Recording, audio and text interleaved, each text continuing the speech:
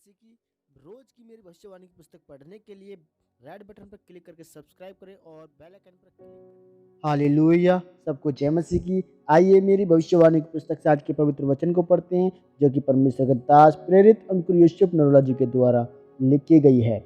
आज का पवित्र वचन दूसरों के लिए बदलाव का कारण बने। जैसे कि दूसरे राजाओं की पुस्तक अध्याय 5 के 3 में लिखा है, उसने अपनी स्वामिनी से कहा, यदि मेरा स्वामी सोमरोन के भविष्यद्वक्ता के पास होता तो क्या ही अच्छा होता, क्योंकि वह उसको कोढ़ से चंगा कर देता।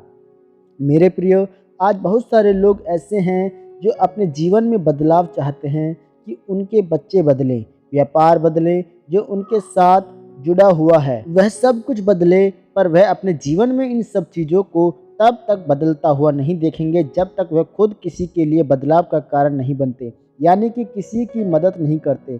जब हम बाइबल में दूसरा राजाओं की किताब को पढ़ते हैं तो उसे 5 अध्याय में लिखा है कि नामान आराम के राजा के समय का बड़ा और प्रतिष्ठित पुरुष था।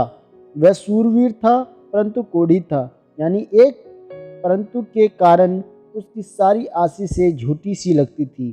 उसके घर में काम करने वाली एक छोटी सी नौकरानी ने उसको कहा कि काश अगर तू मेरे देश में होता तो परमेश्वर का दास तेरे सिर पर हाथ रखकर, तेरी कोढ़ वाली जगह पर हाथ रखकर प्रार्थना करता तो तू चंगा हो जाता और तेरा कोढ़ ठीक हो जाता।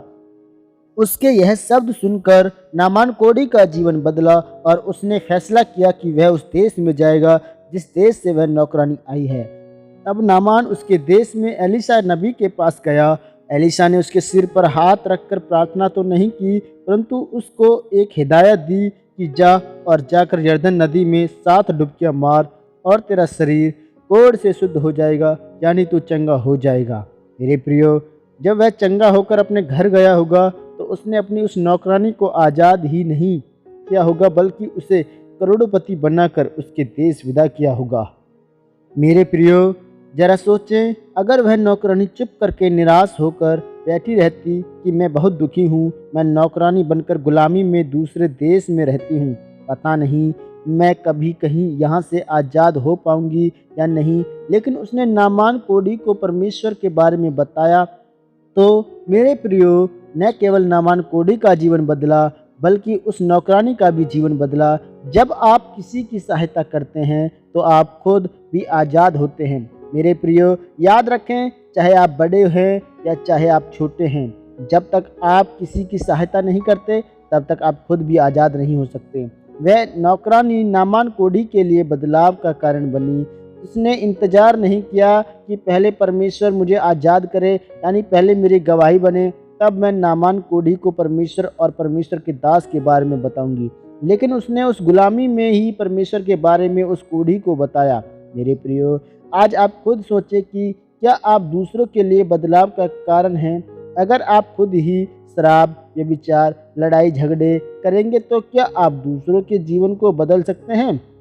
नहीं, क्योंकि दूसरों को बदलने के लिए पहले आपको खुद को बदलना है। यह चुप करके बैठने का समय नहीं है। अगर आप सच में अपनी बीमारी से, दुखों, मुसीबतों, निराश से आज़ाद होना चाहते हैं तो उन लोगों को जो पापों या दुखों में अपना जीवन बिता रहे हैं उनको परमेश्वर के बारे में बताओ।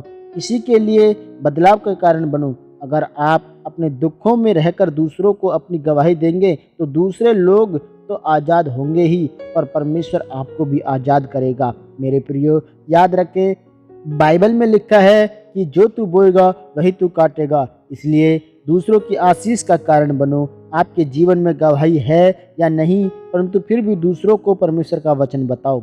जब आप ऐसा करेंगे तो आप अपने प्रतिफल को जरूर पाएंगे और परमेश्वर आपको 2 गुना आशीषित करेगा। आमीन, आमीन। यह प्रार्थना आपके द्वारा की जाए। सर्वशक्तिमान परमेश्वर, मैं इस वचन के लिए आपका धन्यवाद करता हूँ। पिता, मैं प्रार्थना करता हूँ कि मैं दूसरों को तेरा वचन सुना सकूं, तेरा अनुग्रह मुझ पर आए और मैं अपने हर बंधन से आज़ाद होने पाऊं।